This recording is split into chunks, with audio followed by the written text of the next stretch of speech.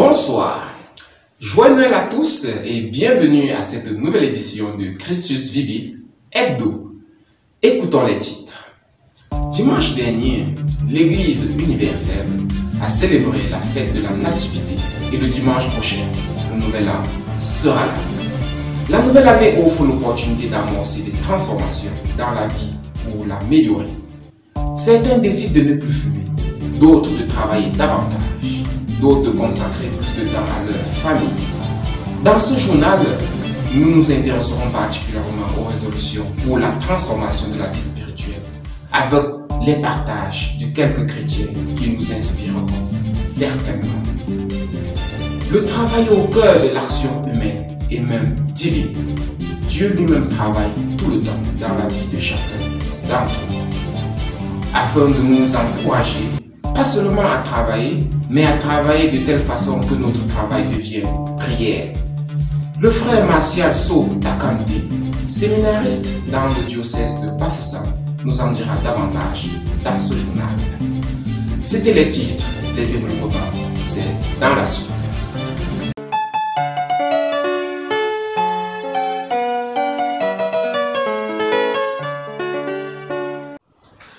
Bonsoir, joyeux Noël à tous et à chacun encore.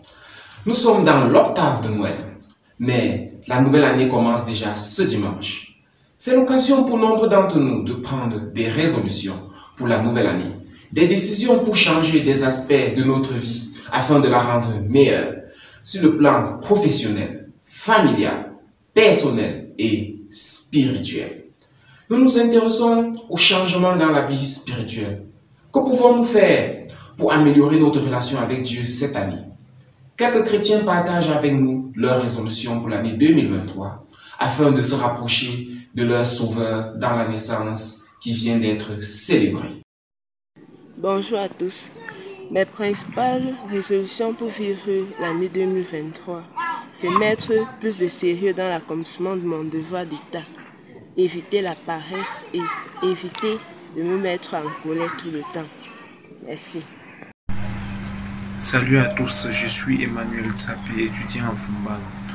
Mes résolutions pour l'année 2023 pour mieux suivre le Seigneur, c'est de respecter mes temps de prière. Je ferai en 2023 l'effort de respecter mes moments de prière et de les respecter à la lettre et que Dieu m'aide à cela. Bonjour et joyeux Noël à tous. Je m'appelle Dorcas et c'est pour moi un immense plaisir de saluer toute la merveilleuse communauté Christus Vivit. Je nous souhaite une merveilleuse année 2023, riche en grâce, en paix et surtout en santé. En cette nouvelle année 2023, en tant que chrétienne, j'ai pris la résolution de davantage m'impliquer dans la méditation de la parole de Dieu et aussi dans l'assistance aux nécessiteux. De notre part, je souhaiterais que l'évangile soit davantage partagé afin de gagner les cœurs de ceux-là qui appellent à la paix et à la grâce de Dieu dans leur vie. Et je sais que à travers les enseignements de la communauté Christus Vivit, j'y parviendrai.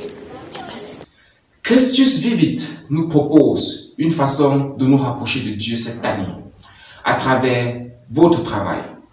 Plusieurs ont une vision dichotomique du travail comme étant séparé de la vie spirituelle. Pour eux, il y a le travail et il y a la vie à l'église.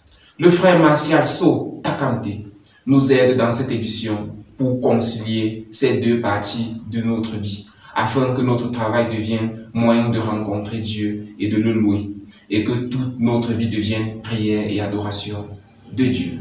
Bien-aimé, je suis le frère Martial So Takamte, grand séminariste du diocèse de Bafoussam en formation au grand séminaire provincial Saint-Paul VI Théologal de Douala. Aujourd'hui, à la demande des responsables du groupe Christus Vivit, j'aimerais partager avec vous sur un thème important dans la vie de chaque chrétien. Comment demeurer connecté à Dieu, même quand on prie ou étudie. il est tout de même important de signaler d'entrée de jeu que nous sommes tous destinés à vivre une relation d'amitié profonde avec Dieu. Dieu désire en fait entretenir avec chacun de nous une relation de communion profonde et permanente. S'il faut utiliser les mots de Saint Augustin, Dieu désire être plus intime en nous plus que nous-mêmes. Mais malheureusement, de nos jours, il existe beaucoup de choses qui tendent à prendre la place première que Dieu doit avoir dans notre vie de chrétien.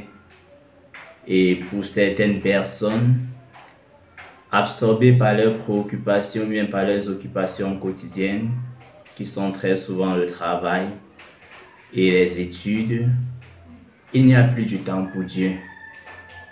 Notre thème est donc d'une pertinence particulière pour chacun de nous. Nous voulons donc montrer à travers ce thème, ou bien à travers ce thème, qu'il est de notre devoir en tant que chrétien de réorganiser notre vie en vue d'une meilleure connexion à Dieu, en vue de trouver des moments d'intimité avec Dieu. Car le fait de vivre insuffisamment connecté à Dieu, ou du moins le fait de vivre totalement déconnecté à Dieu, est la pire des choses qui pourrait arriver à un chrétien. On ne le répétera donc jamais assez. La présence de Dieu est pour notre âme, est pour notre vie spirituelle, ce que l'air est pour notre corps. Et on sait que privé d'air, notre corps suffoque et périt.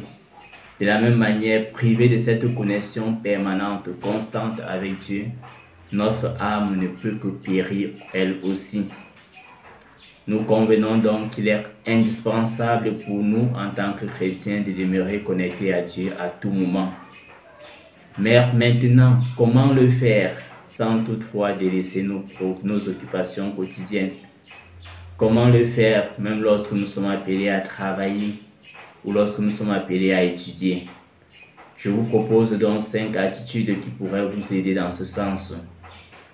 La première, je la tire de la première lettre de Saint Paul apôtre aux Corinthiens, au chapitre 3, verset 16, où il écrit: « Ne savez-vous pas que vous êtes le temple de Dieu, que l'Esprit de Dieu demeure en vous ?»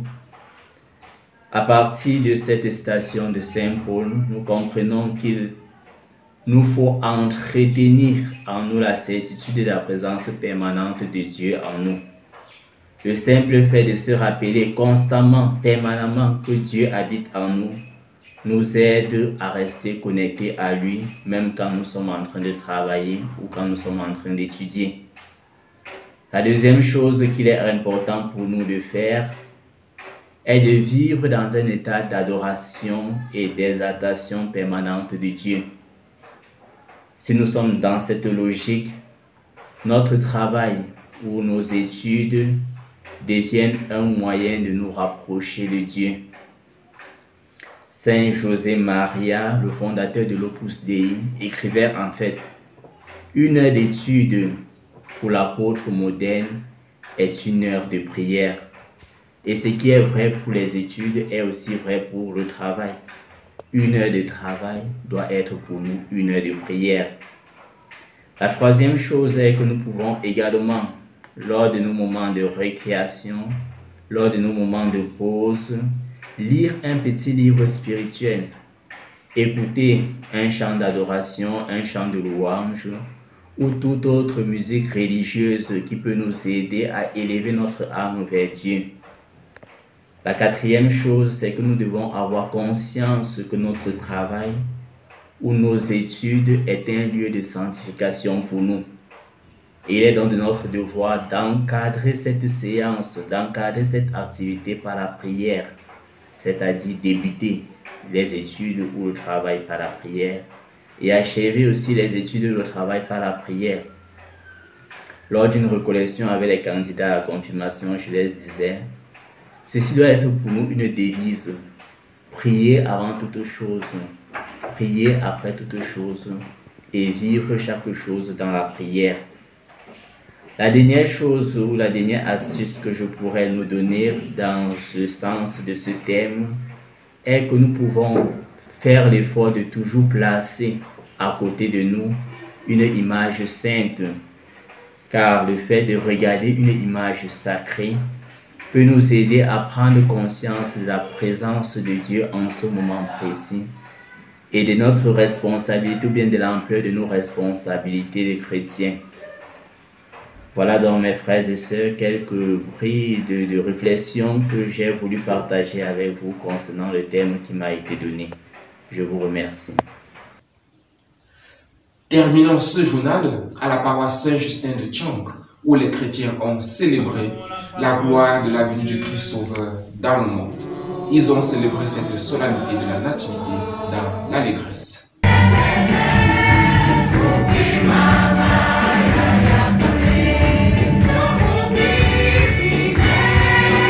C'est la fin de ce journal. Très bon octave de Noël dans vos familles, dans vos différents lieux de service, et que Dieu vous bénisse abondamment.